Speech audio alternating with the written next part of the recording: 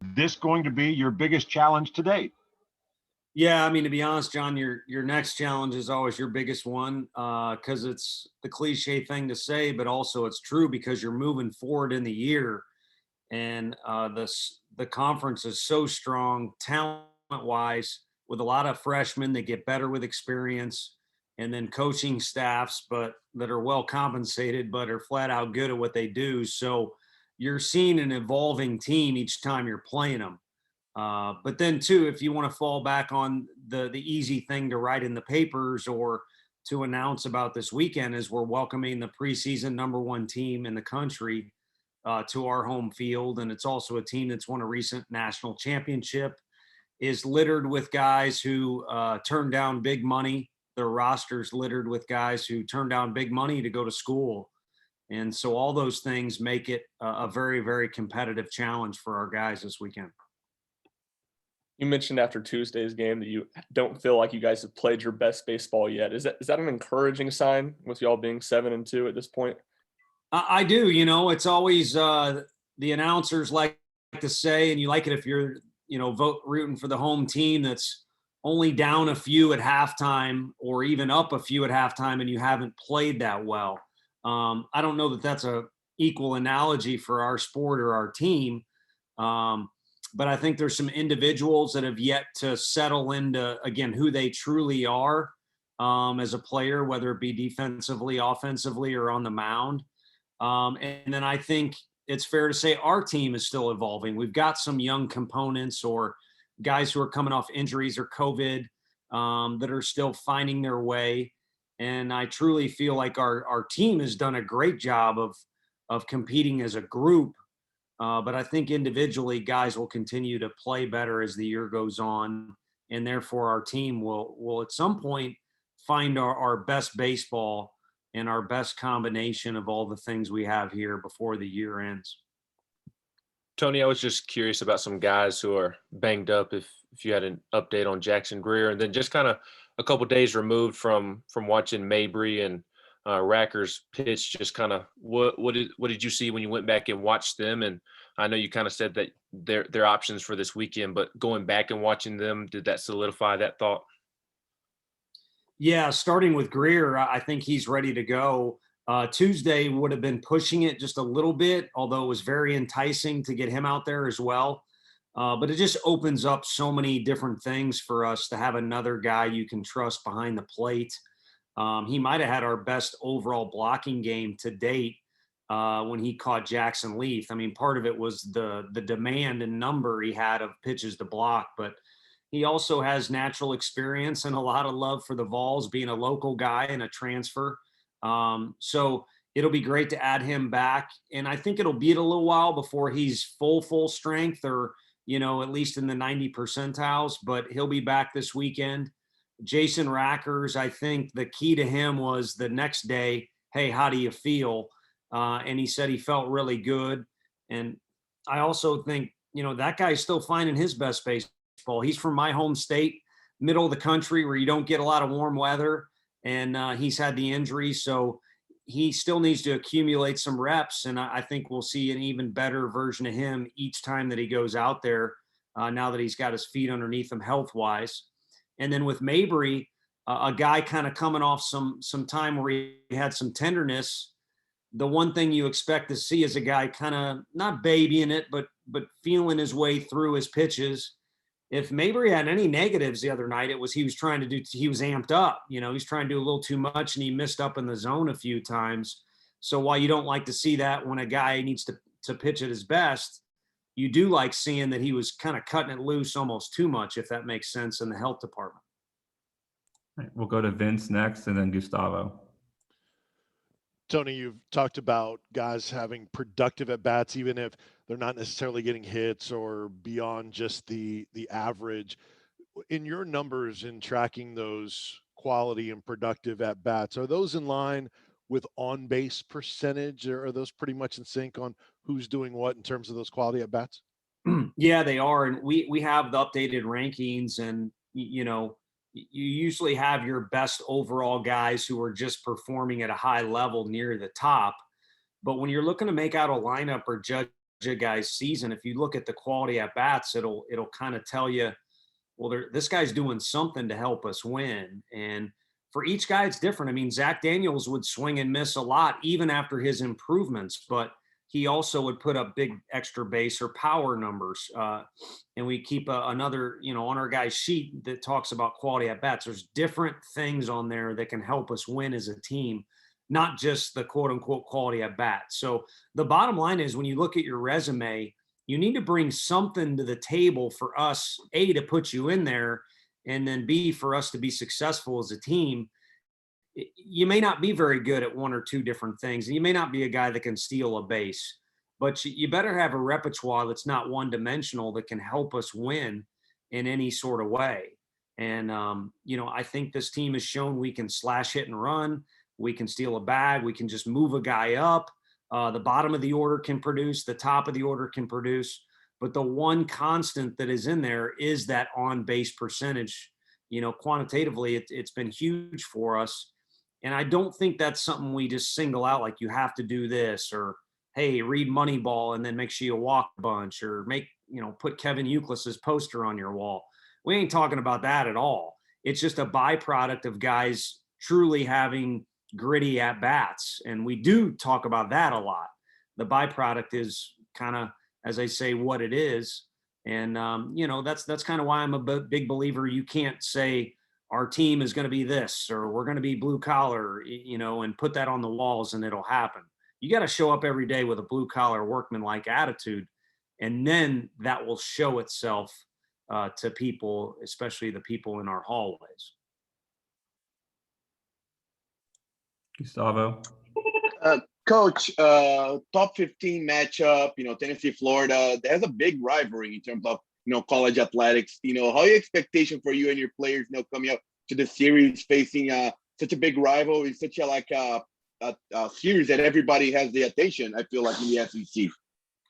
Yeah, I mean, the Florida football versus Tennessee football deal when I was younger, it didn't get any better than that. As you would often say, if you were setting the table for that game that week, and it typically played like that out on the field.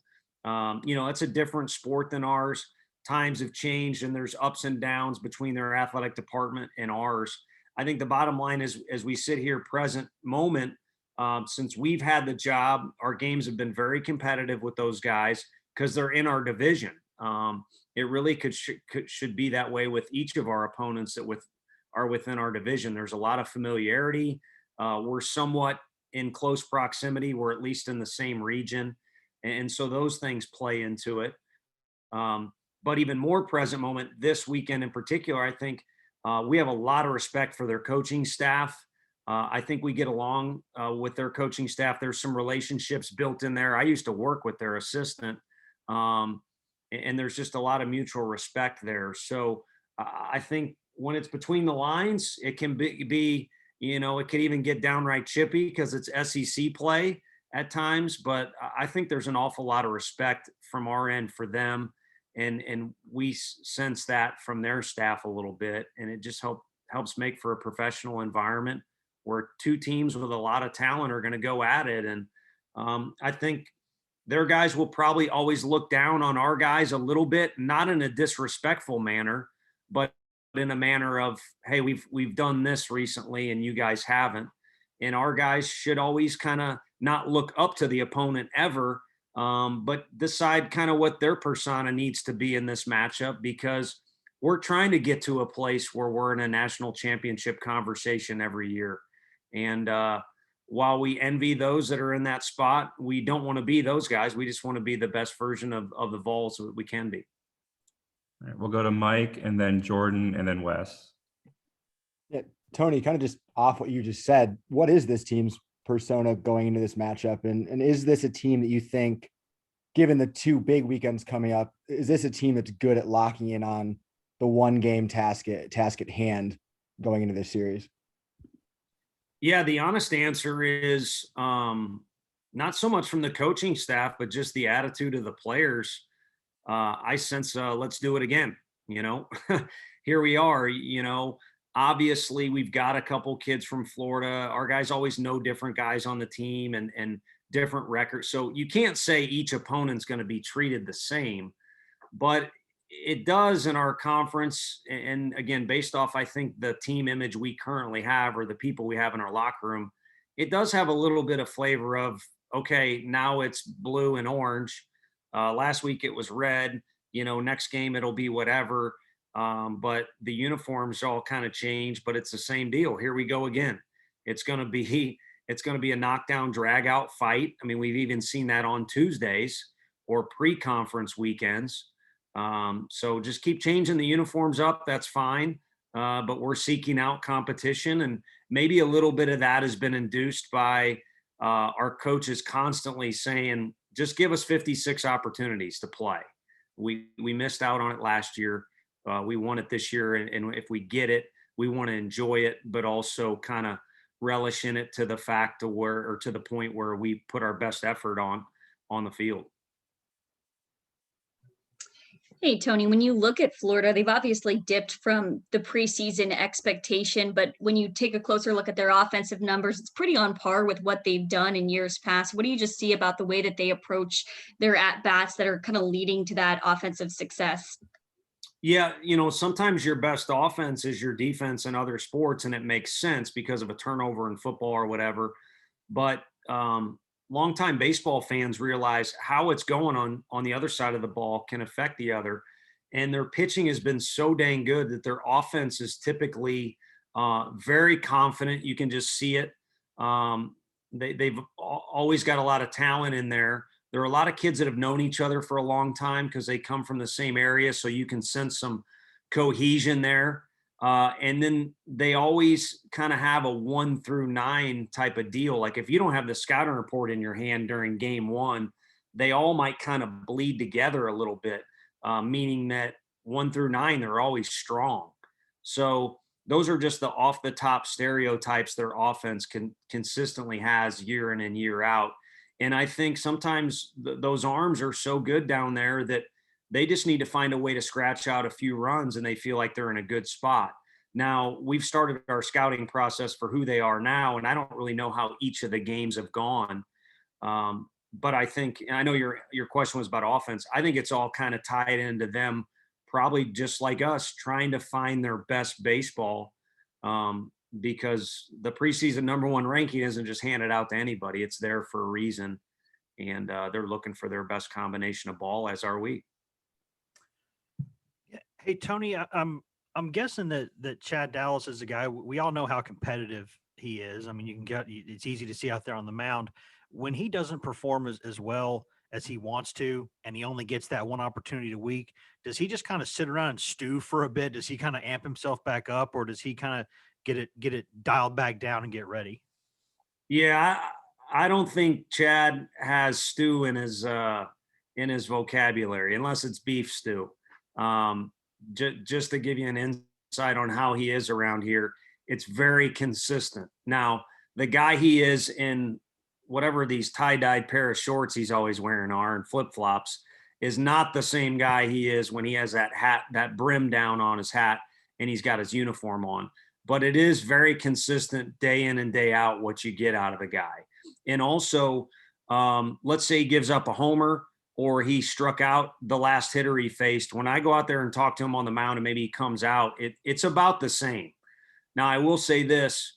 It was a very uncomfortable exchange. There was no disrespect or anything, but he was not happy last weekend. And I also felt very uncomfortable. Didn't want to take him out. He's our guy. We need to ride him. But, it just kind of popped up last weekend where he wasn't throwing the ball as best as he could. And we wanted to go with the guy we thought was the best guy to get the current hitter out against Alabama. And it worked out in our favor then. But who knows? You leave Chad in 30 more pitches and he throws over 100 pitches again for us. Maybe he flips the script because he's got the ability to. And the whole game might have gone different. You just don't know. So I think there was that kind of exchange or that deal last weekend. But the kid is super consistent in what his personality is and how he is as a teammate and a competitor. And whenever it's gone, it'll be sorely missed because it's pretty dang good in all areas. All right, guys, we have time for 2 more questions. So we'll go to Ryan and then we'll finish with John. Actually, we'll go to Ryan and John, and then we'll do Trey. We'll do 3 more. Yeah, I wanted to ask you about Nathan Hickey. Just how would you describe what he's been able to do as a freshman, especially with there really seeming to be no drop off since he's gotten into SEC play? Yeah, I mean, I'm saying this as a compliment, not much of a surprise. Just a name that had been out there, kind of a nice combination of a guy that's a ball player, maybe a guy that you would throw in the overachiever category, but then you would also throw him in the big blue chip category of everybody in the country would kill to get a commitment from a kid like that when you're talking about a high school baseball player. And now he's, in a program where they're known for getting their guys prepared, and they ship off a ton of guys, not only into pro ball, but into pro ball that have success. So it all kind of matches up. And he's certainly a name where if you look at their statistics, he's at the top of a lot of categories, including overall hitting, if I'm not mistaken. So he's somebody, again, we've started our scouting process, but it won't end until the first pitch is thrown. And then you try and update things as the weekend is going on. And he's going to have to be a guy that you kind of know where he's at all times and keep a thumb on what your best game plan is against him. How has the week gone for Liam, and will he be back at short this weekend? The week has gone, it's been eventful. The kids had more academics this week. Sometimes anyone who's been in college knows it kind of comes in cycles, and it's like, man, I'm on easy street. And then next thing you know, you're swamped. And he set aside a lot of extra time for academics this week. So it's kind of worked out well with the rehab schedule, if that's the right word to call what he's been doing in the training room. He also got vaccinated this week. And anyone who's done that knows there's, at least a little something the thing gives you. So he's had a full week of meeting with doctors and professors and all kinds of stuff. And yet the kid's always got a smile on his face. He always says, yes, sir. And he's going to want to play. I don't know that that's our best move for the long haul. And if we're really kind of trying to take care of Liam. So I don't know that that's what we'll do. The easy out for me and talking to you guys is he will be involved this weekend. It's just a matter of how much. Hey, Tony, how big is environment this weekend at Lindsey Nelson Stadium over the course of 3 games? I know you don't pay attention to this, but tickets are going over $160 a piece just to get in to watch the games on Friday, Saturday, and Sunday. What do you think the environment should be SEC play wise, and how much are you looking forward to that? Yeah, I mean, my parents are coming this weekend, but if someone's willing to go to 260, I could tell them to watch on TV. It's interesting to see those prices, and I feel for anyone that maybe can't afford to come or just gets shut out. I know Danny White's being incredibly aggressive about trying to, increase the numbers allowed here. But I can say this, the numbers that were here on Friday against LSU, they helped us win the game. They just did. And even if, they didn't, it added to our guys' experience, which is important. I mean, it's not the whole deal, but we ask a lot of our guys. They put in a ton of hours, maybe more hours than any other sport, just because of the nature of our game. And so when there's something that adds to their experience, you kind of feel happy for them. And then also as a coach, you're always looking for an edge. That's why we look at numbers and scouting reports. And it was a true edge on that Friday. I also feel on Saturday and Sunday against LSU, we had a little bit of an edge with our home crowd. It was just the weather interfered. So while the seating capacity has been increased a little bit, I don't know what number, I'm more excited about the weather cooperating, because if we can replicate in any way, shape, or form some of the nights we've had, like against ETSU or LSU, it'll add to our guys' play.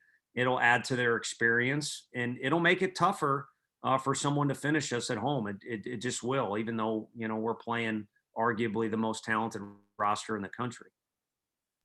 All right, that'll do it for today. Thanks, Coach. Appreciate it. Thank you, guys. Take care.